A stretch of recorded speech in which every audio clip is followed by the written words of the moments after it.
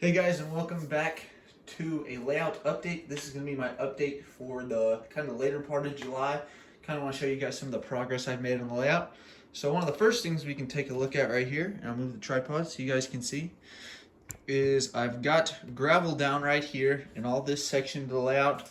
We've graveled all the way up to here, and that is kind of where I just ran out of the scenic cement. So next time I run to the hobby store, got to grab some of that. But I have my yard here, yard office, got my maintenance away vehicles just kind of here. And this entire section right here, aside from like putting the ballast on the track, the finishing touches is pretty good. The track, pretty smooth running, don't really have any stops anywhere. There's a couple places, but normally that's just I haven't cleaned the track in a couple days. But I really like the way this scene is looking here. And another area we can kind of take a look at is I'll kind of move back here so you guys can kind of get a better look at it over here. And another thing I kind of want to show you guys is recently I haven't really got into this before, but I'm kind of starting to try to work my way into it.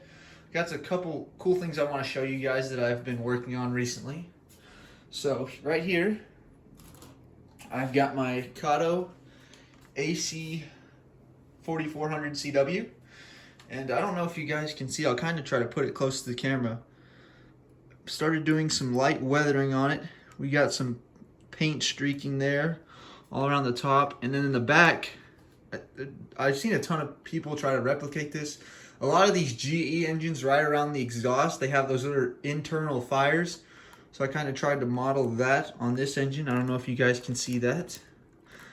It's a little more obvious on this side, but kind of mixed some rust and some darker rust, some browns. Tried to put some black grime on the exhaust, around the fuel tank, some fuel spillage, stuff like that. And then kind of back in these radiators, they're kind of black. So, and then just lots of just kind of, I tried to paint fading. I don't know if you can guys see that there. On this back side here, just kind of making it look like the engine's a little bit faded. So this engine I've kind of been working on, trying to get that engine look like it's been faded a little bit. And then I also want to show you guys a couple of cars I've done. This Union Pacific hopper, I made it look like this one's been on the road for quite a bit. Up top, got some damage on the roof walkways and stuff like that. Just all around, pretty grimy car. Got some rust on the sides, on the ladders and stuff like that. Some rust.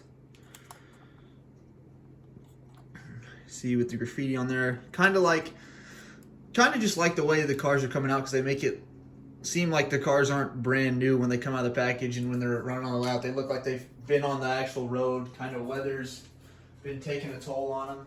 And I got two other ones I did that I'll show you guys.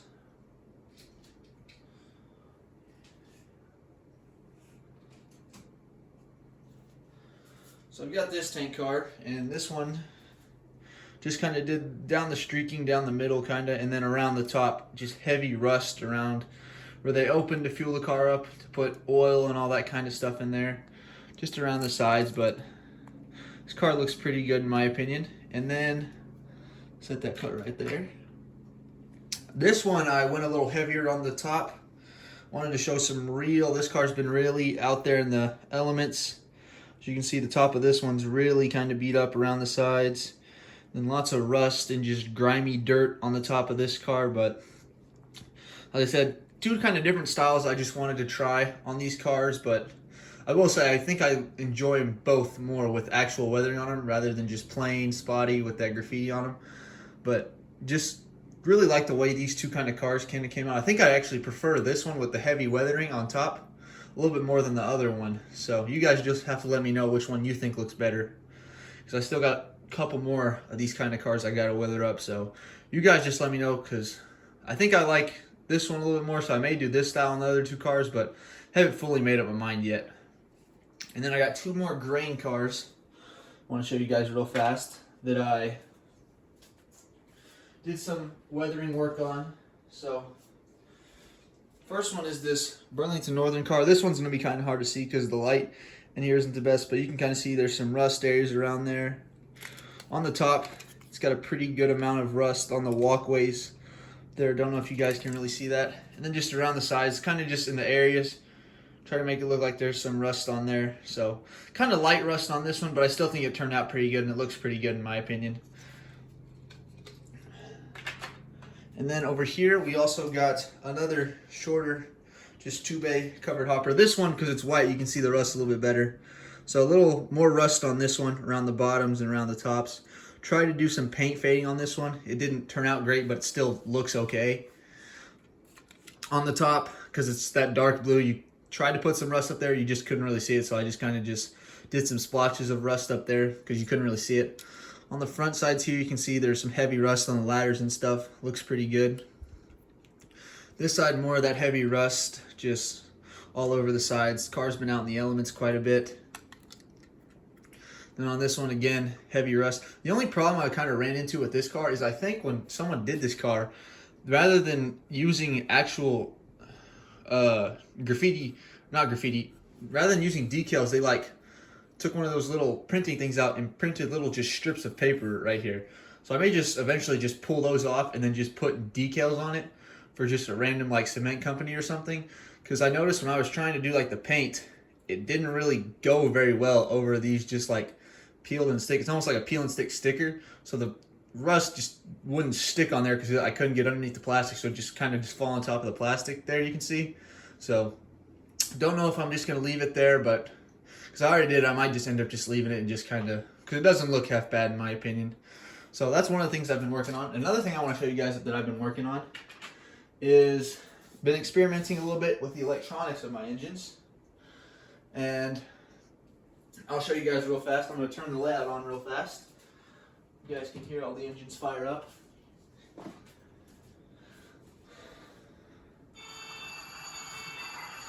Let me turn all these up, guys, off so you can hear me.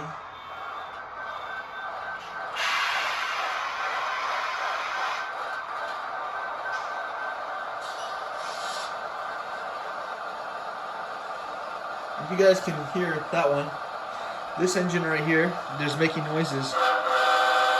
My Fantasy Scheme ES44AC from Athearn Genesis, the Southern Pacific number 777. And it's one of my better actually running engines I have in my collection. In fact, I think it's actually one of my only Union Pacific ES44ACs. Almost every other GE engine I have is a Burlington Northern BNSF logo, or at least a predecessor Burlington Northern Santa Fe logo. So it's one of my engines. It ran super good already, and then recently I've been reading quite a bit of stuff about those current keepers that Soundtrax makes.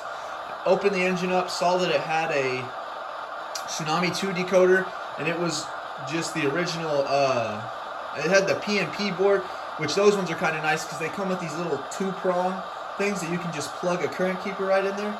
So I'll show you guys real fast. Just pick it up off the track, and ever since putting it in this guy, I now have wanted to put one in every single other engine I have, just because a lot of us, I feel like when we're modeling, we get the track super good, but there's always those 1 or 2 places where the engine will just stop for just a second, but it's just enough to, like, for me, it's the most frustrating thing when it runs perfectly everywhere else, but you got those 1 or 2 places where the engine just doesn't run good.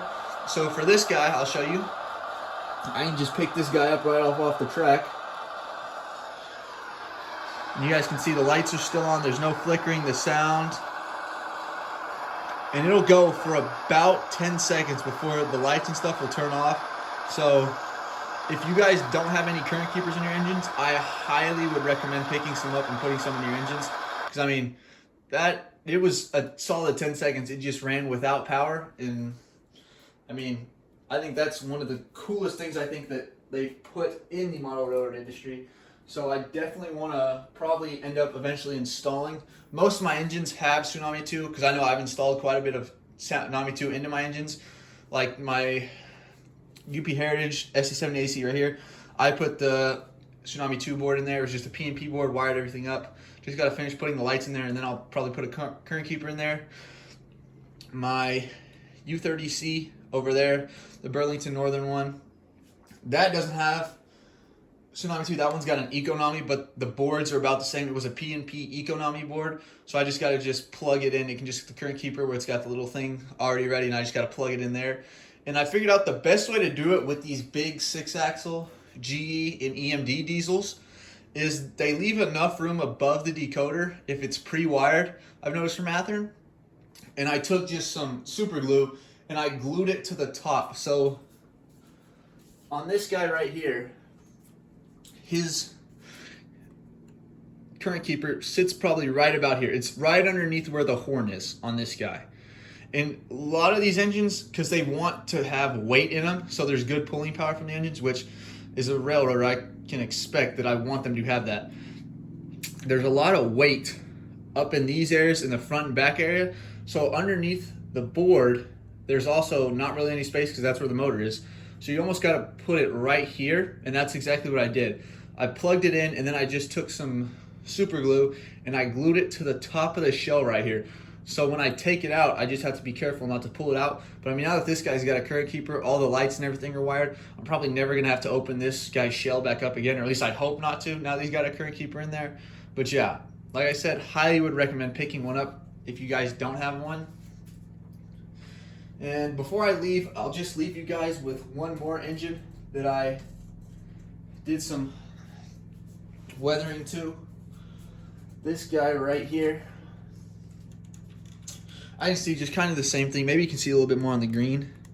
Just some streaking right there down the side of the cab. This side you can kind of see a lot of little just paint chipping right there along the side there. And then kind of I just tried to really do it where I would think there would be like paint chipping. So like along these corners right here, because I know on lots of cars and engines, that's where the chipping is, on these corners right here. So just you can see there, it's a little more obvious on this one. If I can get into the light, there we go. So yeah, it's kind of what I've been working on. Just wanted to kind of show you guys some of the stuff I've been working on recently. And I also want to give you guys the opportunity, because maybe you guys watch the videos, so you guys would want the opportunity to know this, but I am selling off a couple of my engines. And if anybody is interested, I can put these on eBay if that's what you'd like me to do. Or I can Facebook Marketplace if you're around me, and I can kind of see if that'd be an easier way to go. But two engines I'm looking to part ways with, and it's nothing wrong with the engines. It's just, you know, I'm in college now, don't have a massive layout, so just kind of two engines I'm looking to part ways with. Probably gonna part ways right here with my Athearn Genesis UP 1982 Mopac engine. It's got Tsunami sound in it, runs fine. Like I said, there's nothing wrong with the engines. It's just truly, I just don't have the space for them right now. I feel bad that this engine just sits in a box all the time when I feel there's somebody who could be running this engine. It could be the best engine in their collection. So probably gonna sell this. Probably looking to get about 200, 210. Like I said, it's got DCC with sound. So probably about 200, 210 for this engine. The other engine I'm looking to part ways with is another Athearn Genesis. This is my Santa Fe FP45. Like I said, another engine that just runs great. Just right now, just don't have the space for it. So another engine that I'm probably going to part ways with. Like I said, around that same 200, 210 kind of area, because it is an Athearn Genesis engine with DCC and sound. It's got everything in it. Just don't have the space for it, and I feel like somebody else could get a lot more joy out of this engine than I can right now while it's just sitting in a box. So if any of you guys are interested, please just hit me in the comments, or just let me know what the best way it is if you guys would be interested in purchasing these engines. And if I have to put them on eBay or something, or Facebook Marketplace, you guys just let me know. But yeah, that's going to wrap up this layout update. And if you guys have any questions about anything, any of the kind of weathering stuff I do, if you guys want to see a how-to video on kind of how I do my weathering, just you guys let me know. And thank you guys for watching, and I hope you have a blessed rest of your day.